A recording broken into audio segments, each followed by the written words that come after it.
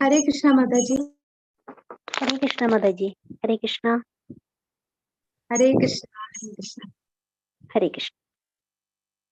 ओम अज्ञानतिमिरान्धस्य ज्ञानाञ्जनशलाकया चक्षुरुन्मीलितं येन तस्मै श्रीगुरुवे नमः।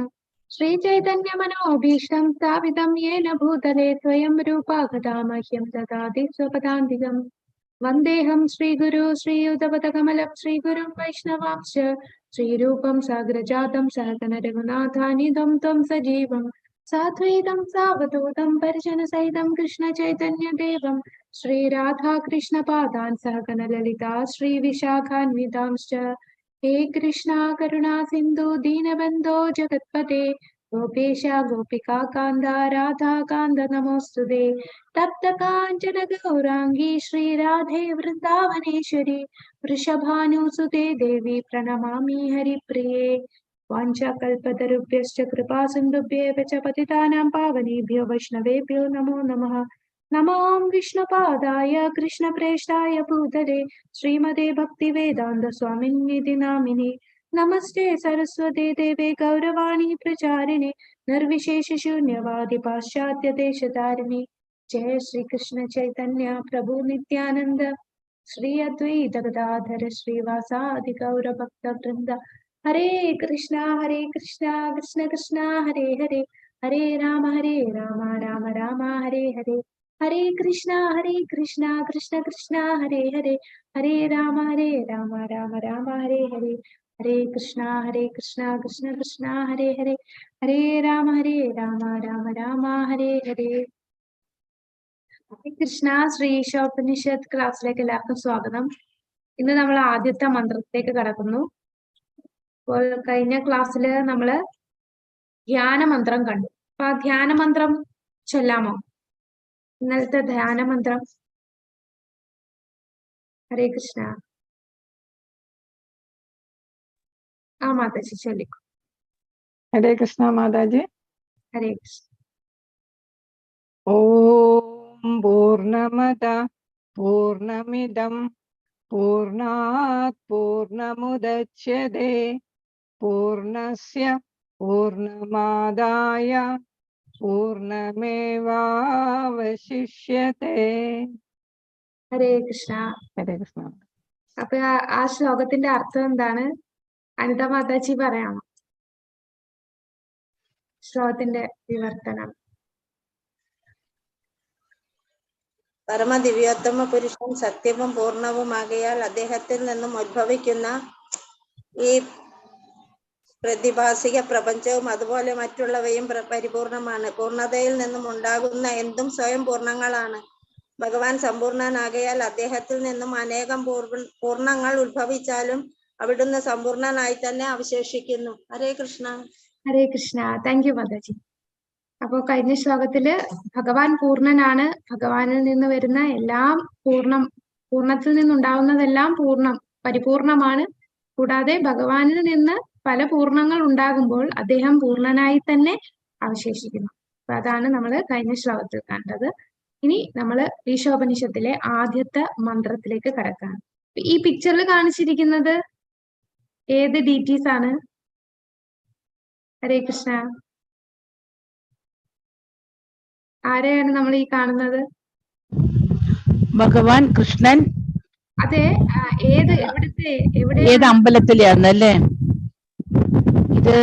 ഒരു ഡീറ്റീസിന്റെ പേര്. ജഗന്നാഥ ക്ഷേത്രമാണ് മാതാജി. ജഗന്നാഥപുരി. ഇത് ഇവിടുത്തെ രാധാമാധവാണ്. ഇവിടുത്തെ ഇവിടുത്തെ വൃന്ദാവനിലെ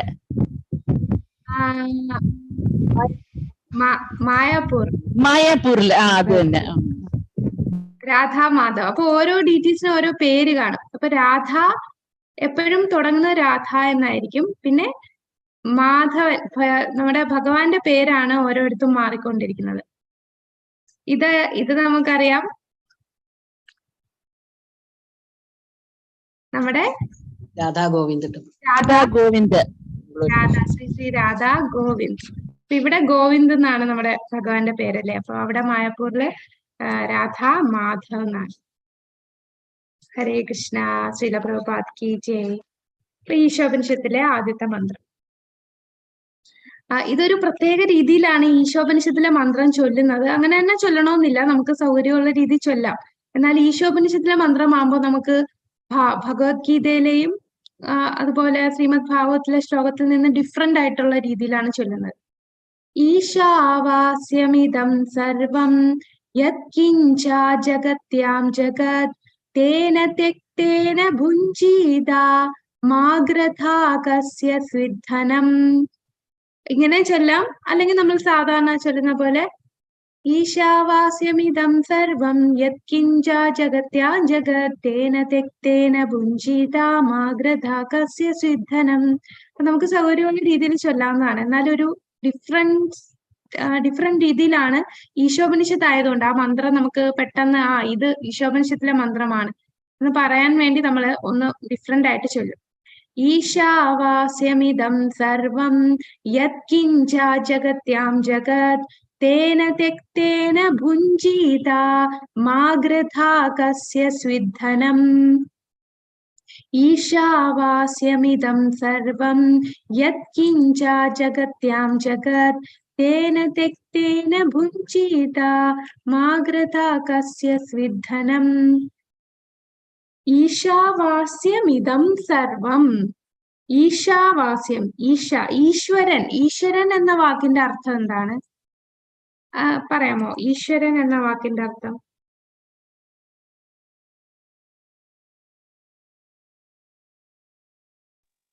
പരമനിയന്താവ്, എല്ലാവരെയും നിയന്ത്രിക്കുന്നവൻ. നിയന്ത്രിക്കുന്നവൻ. ഹരിബോൾ. അപ്പോ ഈശാവാസ്യം എന്ന് പറഞ്ഞാൽ എല്ലാത്തിന്റെയും നിയന്താവാണ് നമ്മുടെ ഭഗവാൻ. ഈശാവാസ്യം, ഈശ എന്ന് പറഞ്ഞാൽ ഈശ്വരൻ, ഈശ ആവാസ്യം നിയന്ത്രിക്കപ്പെടുന്ന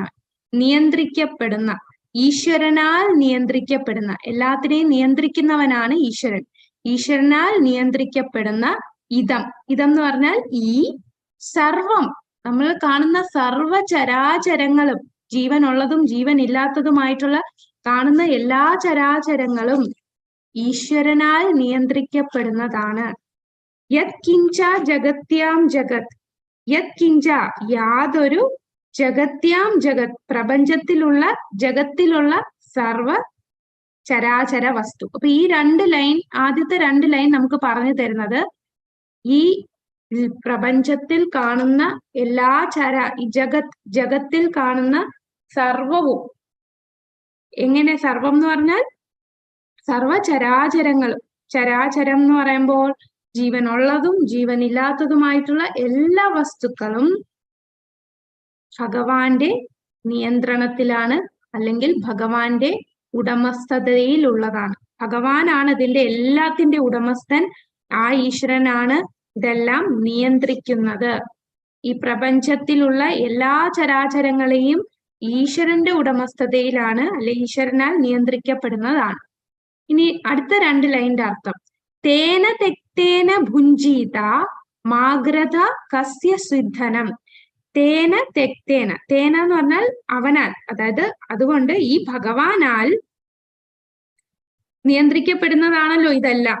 അതുകൊണ്ട് നമ്മൾ എന്ത് ചെയ്യണം? ഒരുവൻ തെക്തേന, അർഹമായ വിഹിതം, അവനവന് അർഹതപ്പെട്ടത്, അതാണ് തെക്തേന. ഭുഞ്ജീത, സ്വീകരിക്കുക, സ്വയം സ്വീകരിക്കുക, അവനവൻ അർഹതപ്പെട്ടത് സ്വീകരിക്കുക. മാഗ്രഥ, അരുത്. മാ എന്ന് പറഞ്ഞാൽ അരുത്. ഗ്രഥ, കൈക്കലാക്കരുത്. എന്ത്? കസ്യസ്വിത്, മറ്റുള്ളവരുടെ ധനം. കസ്യസ്വിത് ധനം, മറ്റുള്ളവന്റെ ധനത്തെ നമ്മൾ കൈക്കലാക്കരുത്. ഒരുവൻ തനിക്കായി നീക്കിവെക്കപ്പെട്ട അർഹമായ വസ്തുക്കൾ മാത്രം സ്വീകരിക്കുക. മറ്റുള്ളവരുടെ ധനം സ്വീകരിക്കരുത്, ആശിക്കരുത്. അപ്പൊ ഈ രണ്ട് കാര്യങ്ങളാണ് നമുക്ക് ഈ ശ്ലോകത്തിൽ നിന്നും തരുന്നത്. ഈശാവാസ്യം ഇതം സർവം യത്കിഞ്ച ജഗത്യാം ജഗത്.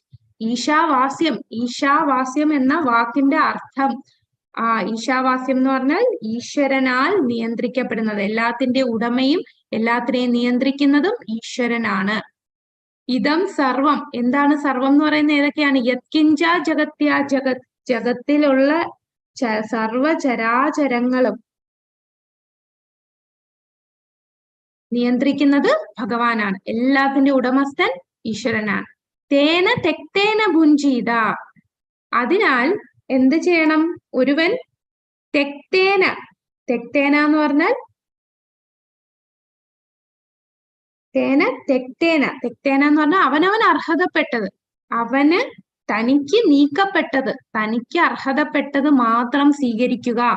മാകൃതാകസ്യ, മറ്റുള്ളവന്റെ ആഗ്രഹിക്കാതിരിക്കുക, മറ്റുള്ളവന്റെ ധനം ആശിക്കാൻ പാടില്ല.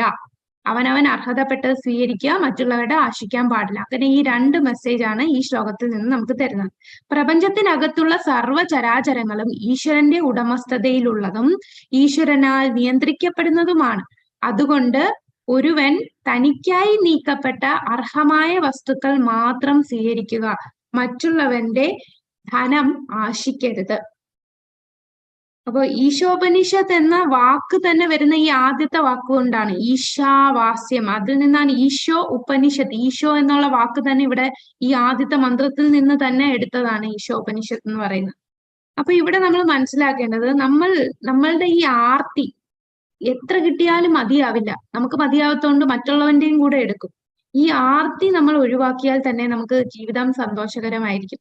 എല്ലാത്തിന്റെയും നിയന്ത്രാവ് ഭഗവാനാണ്, ഇതൊന്നും എന്റേതല്ല എന്ന് മനസ്സിലാക്കിയാൽ, ഈ കയ്യിലുള്ളതെല്ലാം കുറച്ചു കാലത്തേക്ക് ഭഗവാൻ എന്നെ ഏൽപ്പിച്ചതാണ്, ഇതിന്റെ എല്ലാം പ്രൊപ്പറേറ്റർ, ഇതിന്റെ എല്ലാം നിയന്ത്രാവ്, ഇതിന്റെ ഉടമസ്ഥൻ എല്ലാം ഭഗവാനാണ് എന്ന് മനസ്സിലാക്കിയാൽ നമ്മൾ വളരെ സന്തോഷത്തോടു കൂടി നമുക്ക് ഈ ഒരു ലോകത്ത് ജീവിക്കാൻ സാധിക്കും.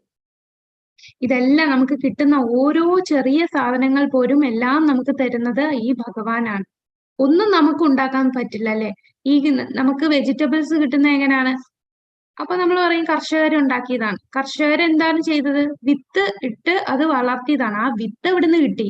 ആ സൂര്യപ്രകാശം വേണം, വിത്ത് വേണം, കൂടാതെ മണ്ണ് വേണം, വെള്ളം വേണം. ഈ പറയുന്ന വെള്ളവും ഈ സൂര്യപ്രകാശവും ഈ പറയുന്ന വിത്തും ഇതൊക്കെ എവിടുന്നാണ് കിട്ടിയത്? ഭഗവാൻ ഭഗവത്ഗീതയിൽ പറയുന്നുണ്ട്, ഈ ബീജം എവിടുന്നാണ് കിട്ടുന്നത്? ഭഗവാൻ എന്താണ് ഭഗവത്ഗീതയിൽ പറഞ്ഞിരുന്നത്? ഒരു ശ്ലോകം ഉണ്ടല്ലോ, ആ ഒരു ബീജം വെച്ച് പറയുന്നത്. അഹം, ഹരേ കൃഷ്ണ, ആ ശ്ലോകം അഹം ബീജ. മാതാജി ഞാൻ പറയുന്നത് കേൾക്കുന്നുണ്ടോ? കേൾക്കുന്നുണ്ട് മാതാജി. കേൾക്കുന്നുണ്ട് മാതാജി. അഹം ബീജ പ്രദാപിത. എല്ലാത്തിന്റെയും ബീജദാതാവ് ഞാനാണ്, എല്ലാവരുടെയും പിതാവാണ് ഭഗവാൻ. ഈ ബീജം നമുക്ക്, ഈ ഓരോ സീഡ് നമുക്ക് കിട്ടുന്നതും ഭഗവാനിൽ നിന്നാണ്. അപ്പൊ ആ ഭഗവാന്റെ ആധികാരിത്വം മനസ്സിലാക്കി നമ്മൾ അദ്ദേഹത്തെ ഡിപ്പെൻഡ് ചെയ്താണ് ജീവിക്കുന്നത് എന്ന് മനസ്സിലാക്കിയാൽ നമുക്ക് സമാധാനമായി കഴിയാം. ഇല്ലാന്നുണ്ടെങ്കിൽ ദുഃഖമായിരിക്കും ഫലം. മറ്റുള്ളവന്റെയും കൂടെ എടുക്കുകയാണെങ്കിൽ, ഒരു ഉദാഹരണം പറയുകയാണെങ്കിൽ, ഒരു കമ്പനിയിൽ വർക്ക് ചെയ്യുന്ന ഒരാള്, അപ്പൊ ആ കമ്പനി കുറെ കാര്യങ്ങൾ, കാറ് പ്രൊവൈഡ് ചെയ്തിട്ടുണ്ട്, ബിസിനസ് കാർഡ് എല്ലാം കൊടുത്തിട്ടുണ്ട്. കമ്പനി ആവശ്യത്തിന് വേണ്ടിയാണ് എല്ലാം കൊടുത്തിരിക്കുന്നത്. ഈ വ്യക്തി കമ്പനി ആവശ്യത്തിന് ഉപയോഗിക്കാതെ സ്വന്തം പേഴ്സണൽ ആവശ്യത്തിന് ഇതൊക്കെ ഉപയോഗിച്ചാലോ? ആ പറഞ്ഞ നിയമങ്ങൾ പാലിക്കാതിരിക്കുകയാണ്. അപ്പൊ ഉടനെ അവിടുന്ന് വേണമെങ്കിൽ ജോലിയിൽ നിന്ന് പറഞ്ഞു വിടും. അതേപോലാണ് ഈ തന്നിരിക്കുന്ന എല്ലാം ഭഗവാന്റെയാണ്. അത് നമ്മൾ ഭഗവാൻ ഉപയോഗിക്കാതെ നമ്മളുടെ സ്വന്തം ഇന്ദ്രിയ തൃപ്തിക്ക് വേണ്ടി എല്ലാം ഉപയോഗിക്കുകയാണെങ്കിൽ നമ്മൾ ആരാണ്? കള്ളന്മാരാണ്. എല്ലാം അതായത് അച്ഛനെല്ലാം തന്നിട്ട് അച്ഛന് മൈൻഡ് ചെയ്യാതെ എല്ലാം നമ്മൾ തന്നെ ഉപയോഗിച്ച് പോകുന്നു. ആ ഒരു വ്യവസ്ഥയിലായിരിക്കും. അതാണ് ആദ്യത്തെ കാര്യം ഇവിടെ പറഞ്ഞു തന്നത്. അപ്പൊ ഈ കാണുന്ന എല്ലാം നിയന്ത്രിക്കുന്നത് ഭഗവാനാണ്. ഭഗവാൻ നിയന്ത്രിക്കുക. നമുക്ക് ഒരു ചെറിയ കാര്യം തന്നെ എടുക്കാം. ഒരു ട്രാഫിക് കൺട്രോൾ ചെയ്യുന്നത് ആ ട്രാഫിക് ലൈറ്റ് ആണ്. ആ ട്രാഫിക് ലൈറ്റ് നിന്ന് കഴിഞ്ഞാൽ പിന്നെ ട്രാഫിക് പോലീസ്, ആ പോലീസ് വന്ന് കൺട്രോൾ ചെയ്യും. അപ്പൊ ഈ ട്രാഫിക് പോലീസും വന്നില്ലെങ്കിൽ ഒരുപാട് ബ്ലോക്കും കാര്യങ്ങളും എല്ലാമായി അവിടെ ഫുൾ ജാം ആവും. അപ്പൊ ഇങ്ങനെ ഒരു ചെറിയ കാര്യത്തിന് വേണ്ടി നിയന്ത്രിക്കാൻ കുറെ ആൾക്കാരുണ്ട് അതിന് ചുറ്റും. അപ്പൊ ഒന്ന് ആലോചിച്ച് നോക്കി, ഈ ഭൂമി തന്നെ നോക്കുക. ഈ ഭൂമി കറങ്ങിക്കൊണ്ടിരിക്കുകയാണ്, പക്ഷെ നമ്മൾ അറിയുന്നേ ഇല്ല ഈ ഭൂമി കറങ്ങുന്നത് എന്നുണ്ടെങ്കിൽ. ഒരു ബസ്സിൽ നമ്മൾ പോയി പെട്ടെന്ന് ബസ് സഡൻ ബ്രേക്ക് ഇട്ടാലുള്ള അവസ്ഥ എന്താണ്? നമ്മൾ പെട്ടെന്ന് അങ്ങ് ഫ്രണ്ടിലോട്ട് പോകും. അതേപോലെ ഈ ഭൂമി ഒന്ന് സഡൻ ബ്രേക്ക് ഇട്ടാലുള്ള അവസ്ഥ എന്താണ്? പക്ഷെ അങ്ങനെ ഒന്നും സംഭവിക്കാതെ ഈ എല്ലാം കറക്റ്റ് ആയിട്ട് പെർഫെക്റ്റ് ആയിട്ടാണ് എല്ലാം വർക്ക് ചെയ്യുന്നത്. ഭഗവാന്റെ നിർമ്മാണം അതാണ് പൂർണ്ണം. കഴിഞ്ഞ ശ്ലോകത്തിൽ നമ്മൾ പഠിച്ചു, ഭഗവാൻ നിർമ്മിക്കുന്ന എല്ലാം പൂർണ്ണമാണ്, എല്ലാം പെർഫെക്റ്റ് ആണ്. ഈ പറയുന്ന ഭൂമി അതിന്റെ ഭ്രമണം ചെയ്യുന്നത് അങ്ങോട്ടോ ഇങ്ങോട്ടോ ഒന്നും പോകാതെ എത്ര നാള് ഇങ്ങനെ കറക്റ്റ് ആയിട്ട് ഭൂമി കറങ്ങിക്കൊണ്ടേയിരിക്കുന്നു.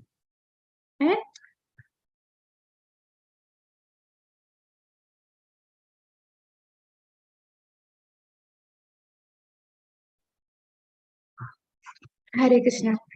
അപ്പൊ എല്ലാം പെർഫെക്റ്റ് ആയിട്ടാണ്, അങ്ങോട്ടോ ഇങ്ങോട്ടോ ഒന്നും പോവാതെ എല്ലാം നിലനിൽപ്പിനെ തന്നെ ബാധിക്കുന്ന, നമ്മളെ നിലനിൽപ്പ് കറക്റ്റ് ആയിട്ട് പോകുന്ന രീതിയിലാണ് ഭഗവാൻ എല്ലാം അറേഞ്ച് ചെയ്തിരിക്കുന്നത്. പക്ഷെ നമ്മൾ എന്താണ് അതിനെയൊക്കെ അത് പ്രപഞ്ചത്തിൽ ഉള്ളതല്ലേ, നമ്മളെ നിയന്ത്രണത്തിൽ ഇല്ലാത്തതാണെങ്കിൽ അത് ഓൾറെഡി ഉള്ളതല്ലേ, ഇതെല്ലാം തന്ന ഭഗവാനെ മറന്ന് ജീവിക്കുകയാണ്. അപ്പൊ അത്രയും അതുപോലെ എത്ര എത്ര ബ്രഹ്മാണ്ടങ്ങൾ, കോടാനുകോടി നക്ഷത്രങ്ങൾ, ഇതെല്ലാം ഓരോ നക്ഷത്രത്തിനും, ഇതൊക്കെ നമ്മൾ ആകാശത്ത് രാത്രി നോക്കുമ്പോൾ ഒരുപാട് നക്ഷത്രങ്ങളെ കാണാം. നമ്മളത് നല്ല രസമുണ്ട്, ഇങ്ങനെ മിന്നി മിന്നി ഇരിക്കും. പക്ഷെ ഈ ഓരോ നക്ഷത്രത്തിനും ഓരോ ഓരോ പ്രാധാന്യമുണ്ട്. അതൊന്നും ചിന്തിക്കാനോ അതൊന്നും അറിയാനുള്ള ബുദ്ധി നമുക്ക് വരുന്നില്ല. അതിനൊന്നും എത്രയൊക്കെ സയന്റിസ്റ്റുകൾ നോക്കിയാലും ഈ പ്രപഞ്ചത്തിനെ മനസ്സിലാക്കാൻ, ഭഗവാന്റെ സൃഷ്ടിയെ മനസ്സിലാക്കാൻ സാധിക്കില്ല. അതാണ് പ്രത്യക്ഷ അനുമാന പ്രമാണം കൊണ്ടൊന്നും ഭഗവാനെയോ ഭഗവാന്റെ സൃഷ്ടിയോ മനസ്സിലാക്കാൻ സാധിക്കില്ല. നമ്മളത് ശബ്ദപ്രമാണത്തിൽ കൂടെ തന്നെ മനസ്സിലാക്കണം. ഈ എല്ലാത്തിന്റെയും കെയർ ടേക്കർ, എല്ലാത്തിനെയും നോക്കി നടത്തുന്നതാണ് ഭഗവാൻ. നമ്മൾ പക്ഷെ എന്താണ് ചെയ്യുന്നത്, എല്ലാം എന്റേതാണ് എന്നുള്ള ചിന്തയിലാണ് നമ്മൾ മുന്നോട്ട് പോകുന്നത്. എല്ലാം എന്റെ കൺട്രോളിലാണ്, ഇതെന്റെ ഭാര്യ, എന്റെ കുട്ടി, ഈ ശരീരം എന്റേത്. ഒരു ചെറിയ ഒരു അപകടം വന്നാൽ തീർന്നു, ഈ ശരീരം തന്നെ നമ്മുടെ കയ്യിൽ നിന്ന് പോവുകയാണ്. 16 വയസ്സ്, 20 വയസ്സ്, 30 വയസ്സുള്ളവർക്ക് തന്നെ കുഴഞ്ഞു വീണ് മരിക്കുന്നു. അപ്പൊ എന്ത് കൺട്രോൾ ആണ് നമ്മുടെ ഈ ശരീരത്തിന് തന്നെ നമ്മളുടെ കയ്യിലുള്ളത്? ഇത് നമ്മൾ മനസ്സിലാക്കുക. ഒരു ഇല പോലും ഭഗവാൻ അറിയാതെ അനങ്ങില്ല, അതെല്ലാം നിയന്ത്രിക്കുന്നത് ഭഗവാനാണ്. എന്നിട്ട് നമ്മൾ എന്താ ചെയ്യുന്നത്, എല്ലാത്തിനെയും നമ്മളാണ് കൺട്രോളർ എന്ന ചിന്തയിൽ നമ്മൾ ജീവിക്കുകയാണ്. ഇനി ഭഗവാന്റെ സൃഷ്ടിയിൽ തന്നെ 2 പ്രകൃതിയുണ്ട്.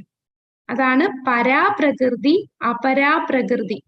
പരാപ്രകൃതി എന്ന് പറഞ്ഞാൽ ഭഗവാന്റെ ഉത്കൃഷ്ട പ്രകൃതി, ഉത്കൃഷ്ട ശക്തി. ഉത്കൃഷ്ട ശക്തി എന്ന് പറഞ്ഞാൽ ഭഗവാന്റെ ഉയർന്ന ശക്തി. അതെന്ന് പറഞ്ഞാൽ നമ്മൾ ജീവസത്തകളെല്ലാം ഭഗവാന്റെ ഉത്കൃഷ്ട ശക്തിയാണ്. അതാണ് പരാപ്രകൃതി. എന്നാൽ അപരാപ്രകൃതി എന്ന് പറയുന്ന ഏതാണ്? അപരാപ്രകൃതി എന്ന് പറഞ്ഞാൽ ഏതാണ്?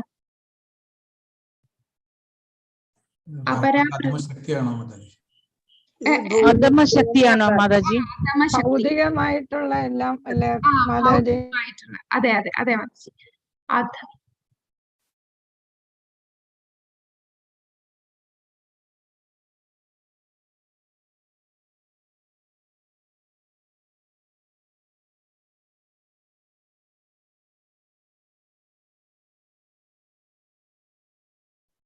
ഭൗതിക അധമശക്തി, ഭഗവാന്റെ അധമശക്തി എന്ന് പറയുമ്പോൾ ഈ ഭൗതികമായിട്ട് കാണുന്ന ഭൂമി, വായു, ഈ എന്താ വായു, ആകാശം, പിന്നെ നമ്മളുടെ ബുദ്ധി, അഹങ്കാരം, ഇതെല്ലാം ഭഗവാന്റെ ഭൗതികമായിട്ടുള്ളതെല്ലാം അധമശക്തിയും ഉത്കൃഷ്ട ശക്തിയാണ് പരാപ്രകൃതി. അപ്പൊ അപരാപ്രകൃതിയും പരാപ്രകൃതിയും ഈ 2 ശക്തികളാണ് ഭഗവാൻ ഉള്ളത്. അപ്പൊ ഇതെല്ലാം, ഈ 2 ശക്തികളും എവിടുന്നാണ് വരുന്നത്? അപരാപ്രകൃതി എന്ന് പറയുന്ന ഭൗതികമായിട്ടുള്ള ശക്തിയും പിന്നെ ഉത്കൃഷ്ടമായിട്ടുള്ള പരാപ്രകൃതി ജീവസത്തകളാണ് ഉദാഹരണം. ഇതുവരെല്ലാം എവിടുന്നാണ് വരുന്നത്? എല്ലാം ഉത്ഭവിക്കുന്നത് ഭഗവാനിൽ നിന്ന് തന്നെയാണ്. അപ്പോ എല്ലാത്തിന്റെയും ഉടമസ്ഥനാണ് ഈ ഭഗവാൻ. ഈ ജ്ഞാനം നമുക്ക് എവിടുന്നാ കിട്ടുന്നത്? അത് ഒരു ശിഷ്യ പരമ്പരയിൽ കൂടെ കിട്ടൂ. നമുക്കല്ലാതെ ഇത് സയന്റിഫിക് ആയിട്ടൊന്നും അന്വേഷിച്ചാൽ നമുക്ക് കാണാൻ പറ്റില്ല ഭഗവാനെ കാണണമെങ്കിൽ നമ്മൾ പ്രേമാഞ്ജനത്താൽ മാത്രമേ നമുക്ക് കാണാൻ പറ്റൂ. ഇപ്പൊ ഈ നിരീശ്വരവാദികളൊക്കെ പറയും, എങ്കിൽ ദൈവം ഉണ്ടെങ്കിൽ എന്താ നമ്മുടെ മുമ്പിൽ വരാത്തെന്ന്. നമ്മളെ മുമ്പിൽ വരാൻ നമുക്ക് എന്ത് യോഗ്യതയാണുള്ളത്? സാധാരണ ഒരു രാജ്യത്തിന്റെ മേലധികാരിയെ തന്നെ നമുക്ക് കാണാനായിട്ട് എത്ര റൂൾസ് ഉണ്ട്. നമുക്ക് നേരിട്ട് പോയി ചുമ്മാ പോയി കാണാൻ സാധിക്കില്ല. അപ്പൊ ഇതെല്ലാത്തിന്റെയും നിയന്താവായിട്ടുള്ള ആ ഭഗവാനെ കാണാൻ എന്ത് യോഗ്യതയാണ് നമുക്കുള്ളത്? ഭക്തി കൊണ്ടേ ഭഗവാനെ മനസ്സിലാക്കാൻ സാധിക്കും. അപ്പൊ ആ ഭക്തി കിട്ടണമെങ്കിൽ ആദ്യം തന്നെ നമ്മൾ ശബ്ദ പ്രമാണത്തിലൂടെ ഭഗവാനെ മനസ്സിലാക്കുക. ഗുരു ശിഷ്യ പരമ്പരയിൽ കൂടെ നമ്മൾ കേൾക്കുക, ശ്രവണം ചെയ്യുക. കാരണം ഈ പറയുന്ന ജ്ഞാനം, വൈദികമായിട്ടുള്ള ജ്ഞാനം, അതിന്റെ ഉറവിടം സാധാരണ മനുഷ്യനിൽ നിന്ന് വന്നതല്ല. സാധാരണ മനുഷ്യൻ എന്ന് പറഞ്ഞാൽ 4 ന്യൂനതകളുള്ള ആൾക്കാരാണ് ഈ ജീവസത്തകളെല്ലാം. ഈ ന്യൂനതകളൊന്നുമില്ലാതെ ഭഗവാനിൽ നിന്ന് ലഭിച്ചതാണ്. അതുകൊണ്ടാണ് അതിനെ അപൗരുഷേയ എന്ന വാക്ക്. ആ വാക്കിന്റെ അർത്ഥം ഭഗവാനിൽ നിന്ന് അരുളി ചെയ്യപ്പെട്ടത്. ഭഗവാനാണ് ഉറവിടം. ആ ഭഗവാനിൽ നിന്ന് അരുളി ചെയ്യപ്പെട്ടതാണ് ഈ ജ്ഞാനമെല്ലാം. അതുകൊണ്ട് ഈ ജ്ഞാനം എല്ലാം പെർഫെക്റ്റ് ആണ്. അതിൽ ഒരു കുറ്റവും അതിനകത്ത് വരുന്നില്ല. ഇനി ഭഗവാനെ ഇവിടെ ചൂട്, വെളിച്ചം, തീ, ഈ ഒരു ഉപമ ഇവിടെ പറയുന്നുണ്ട്. പരമോന്നത സത്തയെ അഗ്നിയോട് ഉപമിക്കാറുണ്ട്. ഭഗവാനെ അഗ്നിയോട് ഉപമിക്കുകയാണ്. ചേതനവും അചേതനവുമായ വസ്തുക്കളെല്ലാം അഗ്നിയുടെ ചൂടിനോടും പ്രകാശത്തോടും ഉപമിക്കപ്പെടുന്നു. അപ്പൊ അഗ്നി എന്ന് പറയുമ്പോൾ, തീ എന്ന് പറയുമ്പോൾ തീക്ക് പ്രകാശവും ഉണ്ട്, കൂടാതെ ചൂടും ഉണ്ട്. അപ്പൊ ഇവിടെ ഉപമിച്ചിരിക്കുന്ന ഭഗവാനെ തീയോട് ഉപമിച്ചിരിക്കുന്നു. ഇനി ഭഗവാനിൽ നിന്നുണ്ടായ ഈ ജീവനുള്ളതും ജീവൻ ഇല്ലാത്തതുമായ വസ്തുക്കളെ ഈ അഗ്നിയുടെ ചൂടും അതുപോലെ പ്രകാശവുമായിട്ട് ഉപമിച്ചിരിക്കുകയാണ്. അഗ്നി ചൂടിന്റെയും പ്രകാശത്തിന്റെയും രൂപത്തിൽ ഊർജത്തെ വിതരണം ചെയ്യുന്നത് പോലെ ഈശ്വരൻ അവിടുത്തെ ശക്തികളെ വ്യത്യസ്ത രീതിയിൽ പ്രദർശിപ്പിക്കുന്നു. സകലതിന്റെയും നിയന്താവും രക്ഷകനും നിർദ്ദേശകനുമായി വർത്തിക്കുന്നു. അപ്പൊ എങ്ങനെയാണോ ചൂടിൽ നിന്ന് പ്രകാശവും അതുപോലെ അഗ്നിയിൽ നിന്ന് ചൂടും, എങ്ങനെയാണോ തീയിൽ നിന്ന് ചൂടും പ്രകാശവും വരുന്നത്, അതുപോലെ ഭഗവാനിൽ നിന്ന് വരുന്ന ശക്തികളാണ്. അതാണ് പരാപ്രകൃതി, അപരാപ്രകൃതി. അപ്പൊ ഇതിന്റെ എല്ലാത്തിന്റെയും നിയന്താവും രക്ഷകനും എല്ലാം ഭഗവാൻ തന്നെയാണ്. കൃഷ്ണനിൽ നിന്ന് വേർപിരിയുമ്പോൾ നാം നശിക്കുന്നു. അതാണ് നമ്മളുടെ ഈ നാശത്തിന്റെ മെയിൻ കാരണം. എന്താണ്? നമ്മൾ ഭഗവാനുമായിട്ട് ഡിസ്കണക്ട് ആയിട്ടിരിക്കുകയാണ്. ഭഗവാനുമായിട്ട് കണക്ട് ആയാൽ മാത്രമേ, ഭഗവാനുമായി ബന്ധിക്കപ്പെട്ടാൽ മാത്രമേ നമുക്ക് ഒരു ലൈഫ് ഉള്ളൂ. ഇല്ലെങ്കിൽ നമ്മൾ നാശത്തിലേക്കാണ് പോകുന്നത്. നമ്മൾ എത്ര സമ്പാദിച്ചാലും, എത്ര വലിയ പൊസിഷനിൽ ഇരുന്നാലും, എത്ര വലിയ ബുദ്ധിയും കണ്ടുപിടുത്തമൊക്കെ ചെയ്താലും അവിടെ ഭഗവാൻ എന്നൊന്നില്ലെങ്കിൽ അത് നാശമാണ്. കാരണം ഈ കാണുന്നതെല്ലാം സീറോസ് ആണ്. നമ്മൾ സമ്പാദിക്കുന്ന പണം, നമ്മളുടെ കുടുംബം, എല്ലാം നമ്മളുടെ ജോലി, നമ്മളുടെ പൊസിഷൻ, നമ്മളുടെ സമൂഹത്തിൽ നമ്മളുടെ സ്റ്റാറ്റസ്, ഈ ഭൗതികമായിട്ടുള്ള ആൾക്കാരൊക്കെ നമ്മൾ ഭയങ്കര ഉയർത്തി പറഞ്ഞു വലിയ മനുഷ്യനാന്നൊക്കെ പറയും. ഇതെല്ലാം ഓരോ സീറോസ് ആണ്. അതിന്റെ മുമ്പിൽ ഭഗവാൻ ആണ് ഇതിന്റെ നിയന്ത്രാവ്. ഈ തന്ന എന്റെ എല്ലാ ഐശ്വര്യത്തിനും പിന്നിൽ അത് ഭഗവാനാണെന്ന് മനസ്സിലാക്കാതെ അഹങ്കരിച്ച് ജീവിച്ചാൽ എല്ലാം വെറും പൂജ്യങ്ങൾ മാത്രമേ ഉള്ളൂ. പൂജ്യത്തിന് മുമ്പിൽ ഒന്നുണ്ടെങ്കിലേ വിലയുള്ളൂ. പൂജ്യത്തിന് മുമ്പിലുള്ള ആ ഒന്നാണ് ഭഗവാൻ. ആ ഭഗവാനുമായിട്ട് നമ്മൾ കണക്ട് ചെയ്തില്ല എന്നുണ്ടെങ്കിൽ എല്ലാം നാശത്തിലേക്കേ ഭവിക്കും. അതിനാൽ ഈശ്വരനല്ലാതെ മറ്റൊരാളും ഒരു വസ്തുവിന്റെയും ഉടമസ്ഥനല്ല എന്നറിയാനുള്ള ബുദ്ധിശക്തി ഒരുവൻ ഉണ്ടാകണം. ഇനി അടുത്തത് പറയുന്നത് എന്താ? കോട്ട. ഓരോരുത്തർ അവരവരുടെ കോട്ട എടുക്കുക. അവനവൻ അർഹതയുള്ള വിഹിതം മാത്രം ഓരോരുത്തർ സ്വീകരിക്കുക എന്ന് ഭഗവാൻ ഈ ഈശോപനിഷത്തിലെ തേന തെക്തേന ഭുഞ്ചീത മാഗത കസ്യ സിദ്ധനം ആ ശ്ലോകത്തിൽ 2 ലൈനിൽ പറയും. അപ്പോ എല്ലാവർക്കും വ്യത്യസ്ത വിഹിതമുണ്ട്. ഉദാഹരണം ഇവിടെ പറയാണ്, പശു, പാല്. അപ്പൊ പശു പാല് കുടിച്ചാണോ വളരുന്നത്? അല്ല. പശു നമുക്ക് പാല് തരുന്നു. എന്നാൽ പശു എന്താണ് കഴിക്കുന്നത്? പുല്ലും വൈക്കോലും ധാന്യവും ഒക്കെ കഴിച്ചാണ് പശു വളരുന്നത്. അതിന്റെ പാല് ആവശ്യമില്ല. പാലാണെങ്കിൽ മാനവ സമൂഹത്തിന് ഭക്ഷണം എന്ന നിലയിൽ നൽകുകയാണ് ചെയ്യുന്നത്. അപ്പൊ പശുക്കുട്ടി കുടിക്കും. അത് വേറെ കുറച്ച് ഭാഗം എന്തോ കുടിക്കത്തുള്ളൂ. ബാക്കിയെല്ലാം എക്സസ് ആണ്. ആ എക്സസ് വരുന്നതാണ് നമ്മൾ ഉപയോഗിക്കുന്നത്. അപ്പോ ഓരോരുത്തരും പശുവിന്റെ കോട്ട എന്ന് പറഞ്ഞാൽ പശു പുല്ലും ധാന്യവും വൈക്കോലും ഒക്കെ കഴിച്ചു പോകുന്നു. എന്നാൽ പശുവിന്റെ പാല് അത് മനുഷ്യന് തന്നിരിക്കുന്ന വിഹിതമാണ്. ഭഗവാൻ തന്നെ മനുഷ്യനായിട്ട് ആ പശുവിൽ നിന്ന് വരുന്ന പ്രോഡക്റ്റ് നമുക്ക് തരികയാണ്. പിന്നെന്താണ്? ഒരു പുലി പുലി എന്ന് പറഞ്ഞാൽ അതിന്റെ കോട്ട വേറെയാണ്. പുലിക്ക് അരിയോ ഗോതമ്പോ പുല്ലോ പശുവും പാലോ ഒന്നും ഭക്ഷിക്കാൻ കഴിയില്ല. ആ പുലി, ആ വന്യമൃഗങ്ങൾ, എന്താ കാർണിവോറസ് അനിമൽസ്, അങ്ങനെയുള്ള മൃഗങ്ങൾ എന്താ ചെയ്യുന്നത്? അതിന് മാംസം ഭക്ഷിച്ചേ അതിന് ജീവിക്കാൻ പറ്റും. അപ്പൊ അതിന്റെ കോട്ട അതാണ്. അപ്പൊ നമ്മളൊരു കാര്യം മനസ്സിലാക്കേണ്ടത്, എല്ലാ മൃഗങ്ങളും എല്ലാ പക്ഷികളും അവരവരുടെ കോട്ട മാത്രമേ ഉപയോഗിക്കൂ. എന്ന് വെച്ചാൽ ഈ പറയുന്ന വന്യമൃഗങ്ങളായിട്ടുള്ള സിംഹം, പുലി, കടുവ ഇതൊക്കെ എന്താ കഴിക്കുന്നത്? അത് മറ്റുള്ള മാംസത്തിനെ കഴിക്കും. അത് ചെടിയോ അല്ലെങ്കിൽ പാലോ അരിയോ ഗോതമ്പോ ഒന്നും കഴിക്കുന്നില്ല. അത് അതിന്റെ കോട്ട മാത്രമേ കഴിക്കുന്നുള്ളൂ.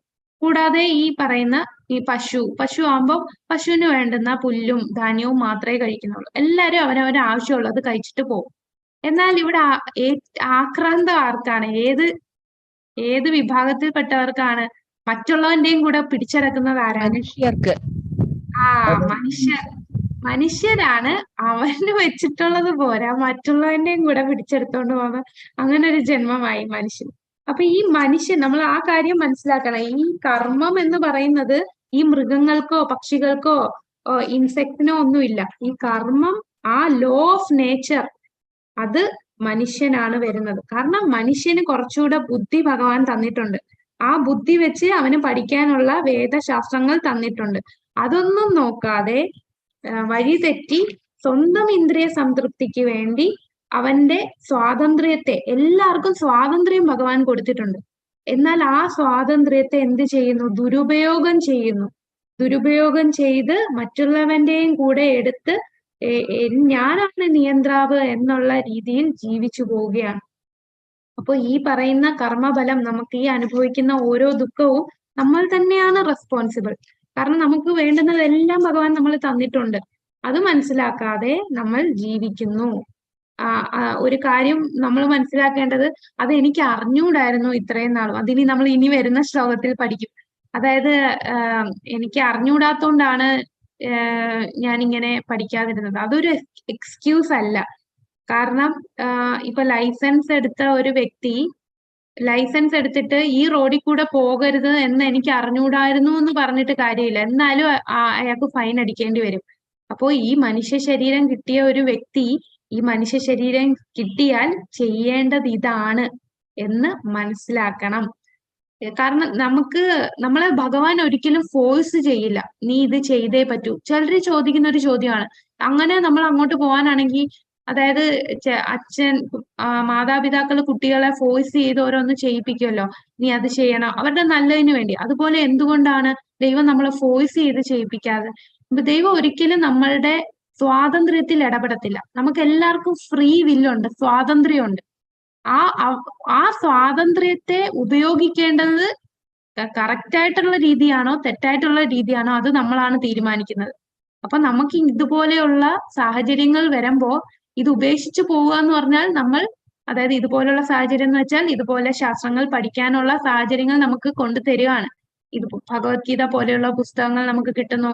ഓരോരുത്തര് പ്രസാദം ഡിസ്ട്രിബ്യൂട്ട് ചെയ്യുന്നു. ഇതുപോലെ ഫ്രീ ക്ലാസ്സസ് ഇപ്പോ ഇസ്കോൺ മാംഗ്ലൂർ എത്ര ബാച്ചായി, ഇപ്പൊ 34th ബാച്ച് തുടങ്ങിയല്ലേ. അപ്പൊ ഇത്രയും ബാച്ച് വരുമ്പോ അത് കണ്ടിട്ടും കളഞ്ഞിട്ട് പോകുന്നത് അത് ആ വ്യക്തിയുടെ ഫ്രീ വില്ലാണ്, ആ സ്വാതന്ത്ര്യം വെച്ചിട്ടാണ്. അപ്പൊ അത് പോകുക എന്ന് പറഞ്ഞാൽ അവിടെ ഒരു നഷ്ടമാണ്. ആ സ്വാതന്ത്ര്യത്തെ ആ വ്യക്തി ദുരുപയോഗം ചെയ്യാനായിട്ട് പോവുകയാണ്. അപ്പൊ നമ്മൾ ഈ ശാസ്ത്രങ്ങൾ, നമുക്ക് തന്നിട്ടുള്ള ശാസ്ത്രങ്ങൾ നമ്മൾ സ്വീകരിക്കുക. എന്നിട്ട് നമ്മൾ ഇതിൽ നിന്ന് പഠിച്ച് നമ്മൾ മനസ്സിലാക്കുക നമ്മൾ എങ്ങനെയാണ് വാസ്യം അനുസരിച്ച് ജീവിക്കുക എന്നുള്ളത്. ഈശാവാസ്യ തത്വം എന്താണ്? തത്വം ദൈവത്തെ കേന്ദ്രീകരിച്ചാണ് ആശയം. ഉദാഹരണത്തിന് ഒരു വീട് മണ്ണ്, മരം, കല്ല്, ഇരുമ്പ്, സിമന്റ് തുടങ്ങി മറ്റു പല വസ്തുക്കളും ചേർത്ത് നിർമ്മിക്കുന്നതാണ്. അപ്പൊ വീട് നിർമ്മിക്കാൻ മണ്ണ് വേണം, മരം വേണം, കല്ല് വേണം, ഇരുമ്പ് വേണം, സിമന്റ് വേണം. ഇതെല്ലാം എവിടുന്നാണ് കിട്ടുന്നത്? എല്ലാത്തിന്റെ ഒറിജിൻ എടുക്കുമ്പോൾ അതെല്ലാം ഈ പ്രകൃതി, ഭഗവാന്റെ തന്നെ ശക്തിയായിട്ടുള്ള ഈ പ്രകൃതിയിൽ നിന്നാണ് നമുക്ക് കിട്ടുന്നത്. എന്നിട്ട് നമ്മൾ പറയും ഇത് എന്റെ വീട് എന്നുള്ള രീതിയിൽ നമ്മൾ ജീവിക്കുന്നു.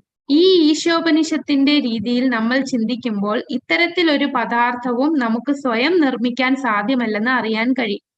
അപ്പൊ നമുക്ക് നോക്കാം, ഈ മരത്തിനെ നമുക്ക് സ്വയം നിർമ്മിക്കാൻ പറ്റില്ല, ഈ കല്ല് നമുക്ക് സ്വയം നിർമ്മിക്കാൻ പറ്റില്ല, ഈ മണ്ണ് നമുക്ക് നിർമ്മിക്കാൻ പറ്റില്ല. അപ്പൊ നമുക്ക് ഇതിൽ നിന്ന് തന്നെ ഈ ചെറിയ ചെറിയ കാര്യങ്ങളിൽ നിന്ന് തന്നെ നമുക്ക് മനസ്സിലാക്കാം ഈ പദാർത്ഥം ഒന്നും നമുക്ക് ഉണ്ടാക്കാൻ പറ്റില്ല. നമുക്ക് അവയൊക്കെ സ്വന്തം പരിശ്രമത്തിലൂടെ സംഘടിപ്പിച്ച് ആവശ്യമുള്ള രൂപത്തിൽ മാറ്റി തീർക്കാനേ പറ്റൂ. അല്ലാതെ നമുക്കായിട്ട് ഇതിനെ ഉണ്ടാക്കാൻ പറ്റില്ല. ഈ പ്രകൃതിയിലുള്ള സാധനങ്ങളൊക്കെ കമ്പൈൻ ചെയ്ത് ഒരു രൂപത്തിലോട്ട് മാറ്റി തീർക്കാനേ നമുക്ക് സാധിക്കുകയുള്ളൂ. അതാണ് ഈശാവാസ്യം. കഠിനാധ്വാനം വഴി രൂപവൽക്കരണം നടത്തിയ ഒരു തൊഴിലാളിക്ക് അതുകൊണ്ട് മാത്രം ഒരു വസ്തുവിന്റെ ഉടമസ്ഥത അവകാശപ്പെടാൻ പറ്റില്ല. അതുകൊണ്ട് ഞാൻ ഉണ്ടാക്കിയ വീടാണ്, ഞാൻ കഷ്ടപ്പെട്ട് ഉണ്ടാക്കിയ വീടാണ്, ഇതിന്റെ എല്ലാ അവകാശം എന്റേതാണ് എന്ന് നമുക്ക് പറയാൻ ഒരു യോഗ്യതയില്ല. കാരണം ഈ എന്തൊക്കെ വെച്ചിട്ടാണ് ഇത് ഉണ്ടാക്കിയത്, ആ കിട്ടിയ സാധനം എവിടുന്നാണ്, അത് നമ്മൾ മനഃപൂർവ്വം അങ്ങ് മൈൻഡ് ചെയ്യില്ലല്ലേ, നമ്മൾ അതങ്ങ് ഇഗ്നോർ ചെയ്യുകയാണ് ചെയ്യുന്നത്, അതിനെക്കുറിച്ച് ചിന്തിക്കുകയേ ചെയ്യുന്നില്ല.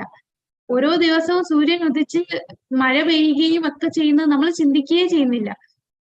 ഇപ്പൊ എന്താണ്, ഉപ്പുവെള്ളം, കൂടുതലും കടല് ഉപ്പുവെള്ളമാണ്. ആ ഉപ്പിൽ നിന്ന് ശുദ്ധജലം ഉണ്ടാക്കാനായിട്ട് ഒരു ഡീസലൈൻ ഫാക്ടറി തന്നെ ഉണ്ടാക്കിയാൽ അത് കുറച്ചു നാളെ നിൽക്കൂ, അത് പെട്ടെന്ന് ചീത്തയായി പോകും. പക്ഷെ ഭഗവാൻ തന്നെ ഈ ഉപ്പുവെള്ളത്തിനെ ശുദ്ധീകരിക്കാനുള്ള പ്രക്രിയയായിട്ട് ഇത് ഇവോപ്പറേറ്റ് ചെയ്ത് പോയി ഈ മേഘമായിട്ട് വന്ന് ശുദ്ധജലമായിട്ടുള്ള മഴയായിട്ട് വരുന്നുണ്ട്. ഭഗവാൻ തന്നെ അത് രൂപകൽപ്പന ചെയ്തിട്ടുണ്ട്. പക്ഷെ നമ്മൾ അതെല്ലാം മനഃപൂർവ്വം അതിനെക്കുറിച്ച് ഇതൊക്കെ സാധാരണ പ്രകൃതിയിൽ നടക്കുന്ന ഓരോ മാറ്റങ്ങളല്ലേ എന്ന്, ആ പ്രകൃതിയെ തന്നെ നമ്മൾ നിരീക്ഷിച്ചാൽ മതി. ഒരു പൂവിനെ തന്നെ നിരീക്ഷിച്ചാൽ മതി. ആ പൂവ് തരുന്ന സുഗന്ധം, അതിന്റെ ഭംഗി, നമുക്കൊരിക്കലും ആ സുഗന്ധം, പൂവിന്റെ സുഗന്ധം പോലൊരു സുഗന്ധം നമുക്ക് സ്വന്തമായിട്ട് നിർമ്മിക്കാൻ സാധിക്കില്ല. ഒരുപാട് എക്സ്പെരിമെന്റ് ചെയ്തിട്ടുണ്ട് റോസാപ്പൂവിന്റെ അതേപോലത്തെ മണം ഉണ്ടാക്കാൻ പറ്റുമെന്ന്. അപ്പൊ അത്രയും നാള് നിലനിൽക്കുന്ന ആ മണം പൂവിന് കൊടുത്തത് ആരാണ്? അപ്പൊ നമുക്ക് ഈ പ്രകൃതിയിൽ എന്ത് നോക്കിയാലും നമുക്ക് അവിടെ കാണാൻ പറ്റും. നമുക്കിപ്പോ ഈ കൃഷ്ണാവബോധത്തിൽ വരുമ്പോ നമുക്ക് എല്ലാം ഭഗവാനുമായിട്ട് കണക്ട് ചെയ്യാൻ പറ്റും. ഇപ്പൊ ഒരു പൂവ് കണ്ടാലും നമ്മളത് സ്വന്തമായിട്ട് ആസ്വദിക്കുന്നതിന് വരെ നമ്മൾ എന്ത് ചിന്തിക്കും? ഈ പൂവ് ഭഗവാന് അർപ്പിച്ചാൽ എത്ര നല്ലതായിരിക്കും. അപ്പൊ ഭഗവാൻ അർപ്പിച്ചിട്ട് ആ പൂവ് നമ്മൾ സ്വീകരിക്കുക. അപ്പൊ എല്ലാം പ്രപഞ്ചത്തിൽ കാണുന്ന എല്ലാം, നമ്മളൊരു ആകാശത്തിൽ നോക്കിയാൽ തന്നെ ആ മേഘങ്ങളെല്ലാം വെച്ച് ഓരോ ആകൃതിയിൽ മേഘം വരുമ്പോൾ ഭഗവാൻ അത് എത്ര നല്ല ചിത്രകാരനാണ്. ഈ മലകളും പുഴകളും എല്ലാം നിർമ്മിച്ചിരിക്കുന്നത്. അപ്പോ അത്രയും പെർഫെക്റ്റ് ആണ് ഭഗവാന്റെ ഈ ക്രിയേഷൻ, ഭഗവാന്റെ ക്രിയേഷൻ. അപ്പൊ എല്ലാത്തിന്റെ ഉടമസ്ഥനും നിയന്താവും ഭഗവാനാണെന്ന് മനസ്സിലാക്കുക. അവനവന്റെ അർഹതയ്ക്കുള്ളത് മാത്രം സ്വീകരിക്കുക. ഇത് ഏത് DT ആണെന്ന് അറിയാമോ? ഹരേ കൃഷ്ണ. ഇത് വൃന്ദാവനത്തിലെ കൃഷ്ണ ബൽറാം, ശ്രീകൃഷ്ണ ബൽറാം. നമ്മള് പ്രഭുപാദരുടെ ലീലാമൃതത്തിൽ പറഞ്ഞല്ലേ, ഭഗവാൻ പ്രഭുപാദയുടെ ഒരു ബിഗ് പ്രോജക്ട്സിൽ വന്ന വൃന്ദാവനത്തിലെ വൃന്ദാവനത്തിലെ DTs ആണ് കൃഷ്ണ ബൽറാം. കാരണം വൃന്ദാവനത്തിൽ കൂടുതലും രാധാകൃഷ്ണ DTs ആണ് ഉള്ളത്. അപ്പൊ ആദ്യമായിട്ടാണ് കൃഷ്ണ ബൽറാം. അപ്പൊ അവിടെ ലീലകൾ, രമൻ റെഡ്ഡിയില് ലീലകളൊക്കെ ആടിയത് ബൽരാമനും കൃഷ്ണനുമായിട്ട് ലീല ആടിയത് ആ സ്ഥലമായതുകൊണ്ട് കൃഷ്ണ ബൽറാമാണ്. സ്വന്തം വിഹിതം പിന്തുടരുന്നില്ലെങ്കിൽ എന്ത് സംഭവിക്കും? അപ്പൊ അവനവനുള്ളത് ഉപയോഗിക്കാതെ മറ്റുള്ളവന്റെ ഉപയോഗിച്ചാൽ എന്താ സംഭവിക്കുക? പൂച്ചകളെയും പട്ടികളെയും പോലെ കലഹിക്കുന്നത് മനുഷ്യവിഹിതമല്ല. പൂച്ചകളും പട്ടികളും കലഹിക്കുന്നതിനാൽ പാപസ്പർശം ഏൽക്കുന്നില്ല, എന്നാൽ മനുഷ്യന് പാപകർമ്മങ്ങൾ ഉണ്ടാകുന്നു. അപ്പൊ എന്താ സംഭവിക്കുക? നമ്മൾ സ്വന്തം വിഹിതം നോക്കാതെ മറ്റുള്ളവന്റെ എടുത്താൽ പാപകർമ്മങ്ങൾ നമ്മൾ ഉണ്ടാക്കിക്കൊണ്ടിരിക്കുകയാണ്. മനുഷ്യൻ മൃഗങ്ങളുടെ വിഹിതം ഉപയോഗിച്ചാൽ അവനൊരു മൃഗമാകും. നമ്മൾ മൃഗത്തിന്റെ വിഹിതമാണല്ലേ, നമ്മള് നോൺ വെജിറ്റേറിയൻ കഴിക്കുക എന്ന് പറഞ്ഞാൽ ഇതെല്ലാം പാപം നമ്മൾ സംഭരിച്ചുകൊണ്ടിരിക്കുകയാണ്. 2 പാർട്ടികളുടെ കയ്യിൽ ആറ്റം ബോംബുകൾ. പട്ടികളും പൂച്ചകളും ഉപദേശം നൽകാൻ ഈശോപനിഷത്തിന് സാധിക്കില്ല. അപ്പോ ഒരു പട്ടിയോ പൂച്ചയാണെങ്കിൽ അവർക്ക് ഉപദേശം കൊടുക്കാൻ സാധിക്കില്ല. അപ്പൊ അത്രയും വലിയ ഒരു ജന്മമാണ് ഈ മനുഷ്യജന്മം. ഈ മനുഷ്യജന്മത്തിനെ ഇത് മനസ്സിലാക്കാനുള്ള ബുദ്ധിയുള്ളൂ. എന്നിട്ട് ആ ബുദ്ധി വെച്ചിട്ട് നമ്മൾ ഓരോ ആവശ്യമില്ലാത്ത കാര്യങ്ങൾ ചെയ്താൽ നമ്മൾ അതിന്റെ പാപകർമ്മങ്ങൾ അനുഭവിക്കണം. അപ്പൊ നമ്മുടെ ജീവിതത്തിൽ എന്തെല്ലാം ദുഃഖം വന്നാലും നമ്മൾ ആദ്യം മനസ്സിലാക്കേണ്ടത് ഇതെല്ലാം ഞാൻ പാപം ചെയ്തതിന്റെ കർമ്മഫലമാണ് ഞാൻ ഈ അനുഭവിക്കുന്നത്. ഇതിന് മറ്റൊരു വ്യക്തിയോ ആ സാഹചര്യമോ ഒന്നും ഉത്തരവാദിയല്ല. പിന്നെ കൂടുതൽ നമ്മൾ നാമം ജപിച്ചാൽ നമുക്ക് ആ പാപത്തിന്റെ വിഹിതം, ആ പാപ കർമ്മത്തിന്റെ എഫക്റ്റ് നമുക്ക് കുറയ്ക്കാൻ സാധിക്കും. ഇനി നമുക്ക് വേറൊരു കാര്യം മനസ്സിലാക്കേണ്ടത് ഭാഗവത കമ്മ്യൂണിസം എന്നൊരു കൺസെപ്റ്റ്.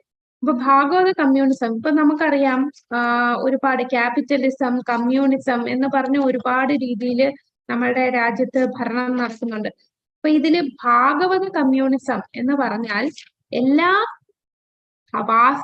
വാസുദേവ കുടുംബകം എല്ലാം ഭഗവാന്റെ ആണ് എന്ന് മനസ്സിലാക്കി ജീവിക്കുന്നതാണ് ഭാഗവത കമ്മ്യൂണിസം. ഇപ്പൊ കമ്മ്യൂണിസം എന്ന് പറഞ്ഞാൽ എല്ലാരെയും നോക്കുന്നു, ഈ നമ്മൾ എന്തെല്ലാം ചെയ്യുന്നു അതെല്ലാം ഈ രാജ്യത്തിനുള്ളതാണ്, എല്ലാ ഫെസിലിറ്റീസും രാജ്യം ചെയ്തു തന്നു, അപ്പൊ ഈ രാജ്യത്തിന് സമർപ്പിക്കുന്നു എന്നുള്ള ഒരു കൺസെപ്റ്റാണ്. പക്ഷെ ഈശാവാസ്യം നമ്മളെ പഠിപ്പിക്കുന്നത് എന്താണ്? ഇത് രാജ്യം എന്നല്ല, ഇത് പരമനിയന്താവായിട്ടുള്ള നമ്മൾ ചെയ്യുന്ന എല്ലാ പ്രവർത്തികളും, നമ്മളുടെ ഈ കാണുന്ന സർവ്വചരാചരങ്ങളും അത് ഭഗവാന്റെ ആണ്.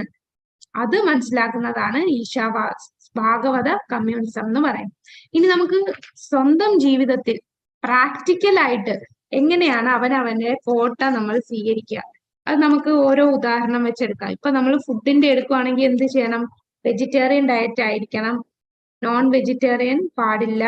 കൂടാതെ വളരെ പ്രധാനം, നമ്മൾ വെജിറ്റേറിയൻ ആണ് എന്ന് പറഞ്ഞ് അഹങ്കരിക്കുന്ന, അങ്ങനെ പ്യുവർ വെജാന്ന് പറഞ്ഞിട്ട് കാര്യമില്ല, അതും പാപം വരുന്നുണ്ട്. എന്ത് ചെയ്യണം? നമ്മൾ ഫുഡ് എന്ത് ചെയ്യണം? വെജിറ്റേറിയൻ എന്ന് പറഞ്ഞാൽ മതിയോ? ഭഗവാന് സമർപ്പിച്ചിട്ട് കഴിക്കുക. അപ്പൊ ഭഗവാന് സമർപ്പിക്കുക എന്ന് പറയുമ്പോൾ ഭഗവാൻ ഏതൊക്കെ ഫുഡാണ് നമുക്ക് കൊടുക്കേണ്ടതെന്ന് മനസ്സിലാവും അല്ലെ? ഉള്ളി വെളുത്തുള്ളി പാടില്ല, ചായ കാപ്പി പാടില്ല. അപ്പൊ നമുക്ക് മനസ്സിലാവും അതൊക്കെ നമുക്ക് നമ്മളുടെ കോട്ടിൽ നമുക്ക് അർഹതപ്പെട്ടതാണ് ആ ആഹാരം. ഇനി നമുക്കൊരു വസ്തു ഉണ്ടെങ്കിൽ ഭഗവാനെ നിവേദിക്കണം, നമ്മൾ എടുക്കണം. ഹരേ Krishna. Okay Mataji.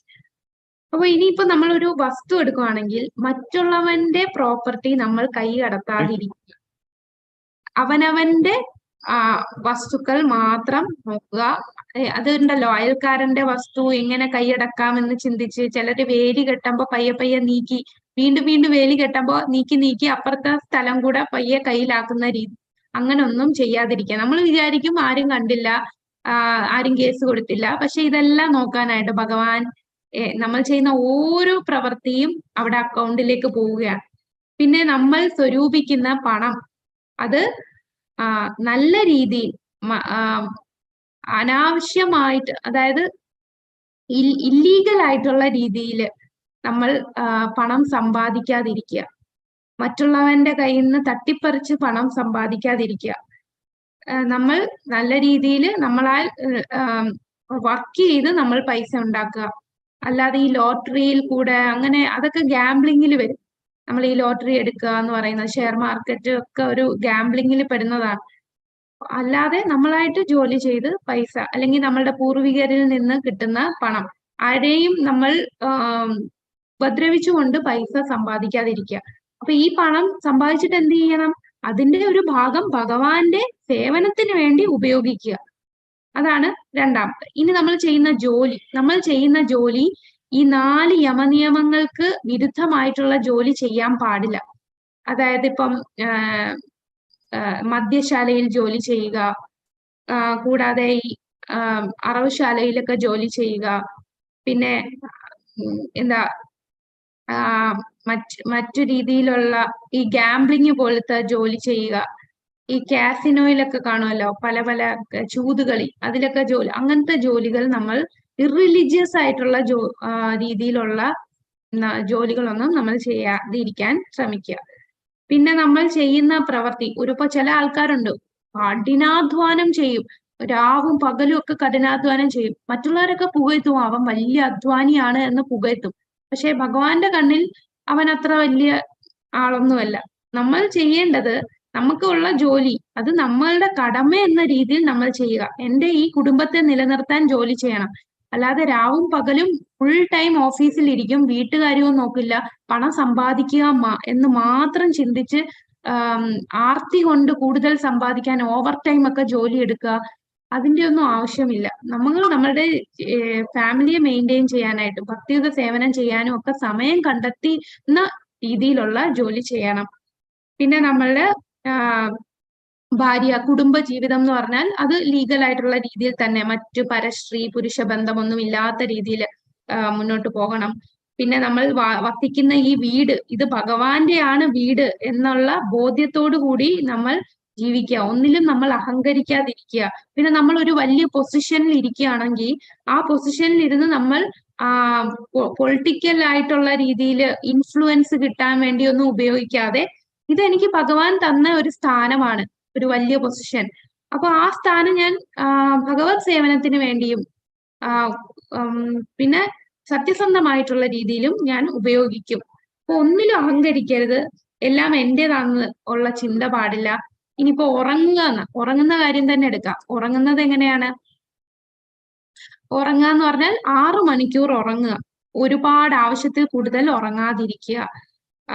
Over sleep പാടില്ല. കാരണം ഈ 6 മണിക്കൂർ ഉറങ്ങുക എന്ന് പറയുമ്പോൾ നമ്മളുടെ ഹെൽത്ത് ഉണ്ടെങ്കിലേ നമുക്ക് ഭക്തിയുത സേവനം ചെയ്യാൻ പറ്റും. അപ്പൊ നമ്മളുടെ ആരോഗ്യത്തിനായിട്ട് നമ്മളിങ്ങനെ ഉറങ്ങുക.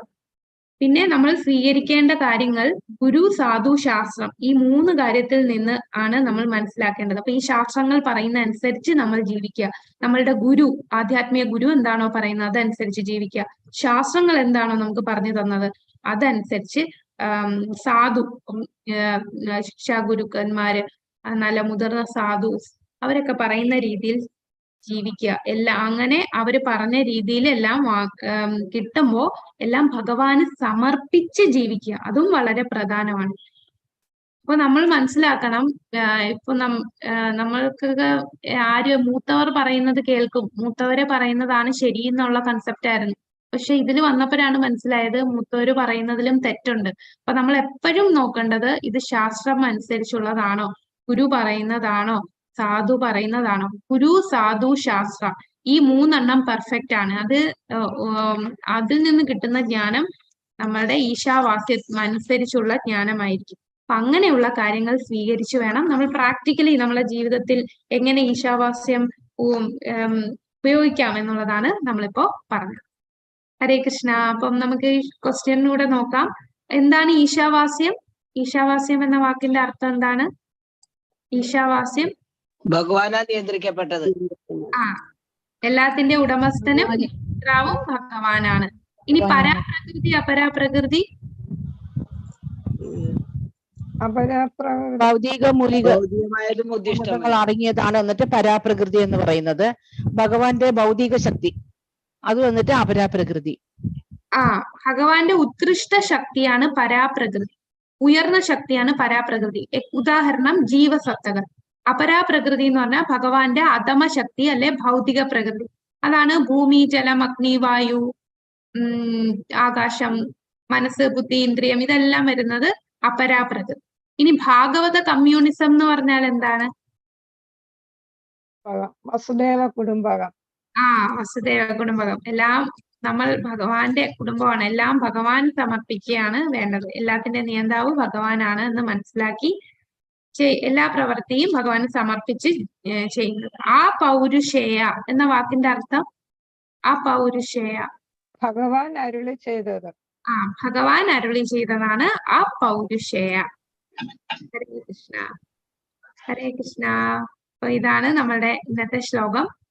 അടുത്ത ശ്ലോകം നമുക്ക് അടുത്ത ക്ലാസ്സിലേക്കാം. ഇത് ഈ പറഞ്ഞ വാക്കുകളെല്ലാം നമ്മുടെ ഈ ഭാവാർത്ഥത്തിലുണ്ട്. പ്രഭാതയുടെ ഭാവാർത്ഥത്തിൽ ഈശാവാസ്യം എന്താണ്, പരാപ്രകൃതി, ഭാഗവത കമ്മ്യൂണിസം, പൗരുഷ, ഇതെല്ലാം പറയുന്നത്. ഹരേ കൃഷ്ണ. ഹരേ കൃഷ്ണ.